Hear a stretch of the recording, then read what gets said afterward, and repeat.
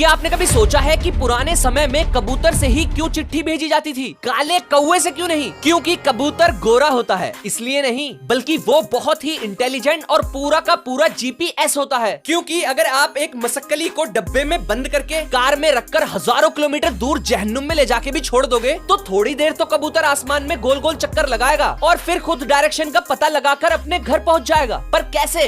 इसका actual reason scientist भी नहीं जानते। बस उनका मानना है कि ये सूरज और अर्थ के मैग्नेटिक फील्ड से शायद अपने घर की डायरेक्शन